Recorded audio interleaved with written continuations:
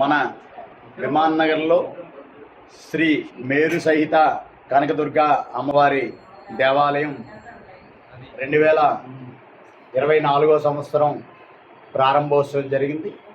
ఇది శక్తి పంచాయతన క్షేత్రం. శక్తి పంచాయతనం అంటే ఆదిత్యం, అంబికం, విష్ణుం, గణనాథం, మహేశ్వరం ఈ 5గురు దేవతలు ఉన్నటువంటి క్షేత్రాన్ని పంచాయతన క్షేత్రం అంటారు. ఈ పంచాయతనంలో మనకి ఏ దేవత అయితే ఇష్టమో ఆ దేవతని మనం మధ్యలో పెట్టుకొని మిగతా దేవతలు ఏ ఏ స్థానాల్లో ఉండాలో శాస్త్ర ప్రకారంగా ఆ స్థానాల్లో మనం ప్రతిష్ఠ చేస్తే దాన్ని ఆ పంచాయతనం అంటారు. మనం అమ్మవారిని మధ్యలో పెట్టుకున్నాం కాబట్టి ఇది శక్తి పంచాయతనంగా విరాజిల్లుతూ ఉంది. ఈ దేవాలయం తాలూకా విశిష్టత ఏంటంటే శ్రీచక్ర మహామేరు సెల్లార్లో శ్రీచక్ర మహామేరువు 3 అడుగుల ఎత్తులో ఆ శ్రీచక్రం మీదని ఆ బిందు స్వరూపంలో అమ్మవారు ఇక్కడ కొలువై ఉండడం చాలా విశేషం. ఇక్కడ అమ్మవారు స్వయంగా విజయవాడలో చూసినటువంటి అనుభూతి కలుగుతుంది అమ్మవారిని చూస్తే. అలాగే ఇక్కడ శివుడు మరకతలింగ రూపంలో కొలువై ఉన్నాడు, మరకత మల్లేశ్వర స్వామిగా.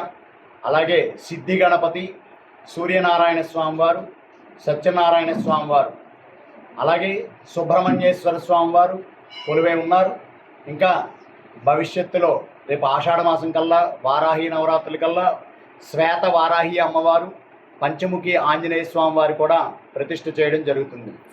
ఈ దేవాలయం ప్రతిరోజు కూడా దినదిన ప్రవర్ధమానమై భక్తులందరి సహాయ సహకారాలతో ఈ కార్యక్రమాలన్నీ కూడా చేయడం జరుగుతున్నది. అమ్మవారి వార్షికోత్సవం 2వ వార్షికోత్సవం వచ్చే నెల ఏప్రిల్ 5వ తేదీ నుండి 9వ తేదీ వరకు కూడా అత్యంత వైభవంగా జరుగుతాయి. 5వ తేదీ ఉదయం అన్ని విగ్రహాలకి కూడా పంచామృత అభిషేకాలు జరుగుతాయి. సాయంత్రం అమ్మవారికి 108 ఘటాలతో అమ్మవారికి అభిషేకం కార్యక్రమం భక్తులచే స్వయంగా జరిపించబడుతుంది. అలాగే 6వ తేదీ ఉదయం ధర్మకర్తల ఇంటి దగ్గర నుంచి కూడా సారే అమ్మవారికి సమర్పించడం జరుగుతుంది. భక్తులు కూడా ఎవరైనా సరే ఆ రోజు సారి సమర్పించుకోవచ్చు. 6వ తేదీ సాయంత్రం అమ్మవారికి బోనాలు సమర్పణ. అమ్మవారికి మన ఇంట్లో ప్రసాదాలు వండి ఆ ప్రసాదాన్ని ఆ బోనంలో తెచ్చి ఊరేగింపుగా అమ్మవారికి నైవేద్యం పెట్టుకోవచ్చు. అది బోనాల సమర్పణ. అలాగే 7వ తేదీ ఉదయం మంగళవారం అమ్మవారి తాలూకా ఊరు పండగ గ్రామోత్సవం.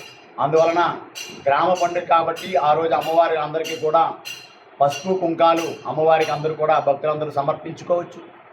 7వ తేదీ సాయంత్రం అమ్మవారిని వివిధ వేషధారణలతో, కోలాటములతో, డప్పులతో అనేక అంగరంగ వైభవంగా అమ్మవారి ఊరేగింపు మహోత్సవం జరుగుతుంది. అలాగే పరస మహోత్సవం జరుగుతుంది. అందువలన భక్తులందరూ కూడా ఈ పరస మహోత్సవంలో గ్రామోత్సవంలో పాల్గొనవలసిందిగా మరీ తెలియజేస్తున్నాం. 8వ తేదీ ఉదయం 9 గంటలకు అమ్మవారికి లక్ష పుష్పార్చన జరుగుతుంది.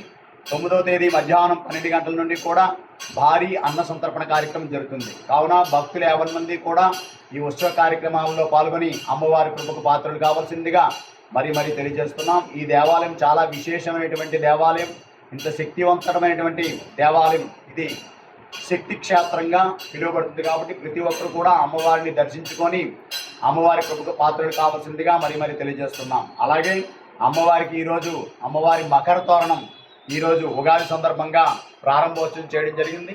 అందువలన అది ఇవాళ విశేషం. అందువలన భక్తులందరూ కూడా ఈ విషయాన్ని గమనించవలసిందిగా మరీ తెలియజేస్తున్నాం.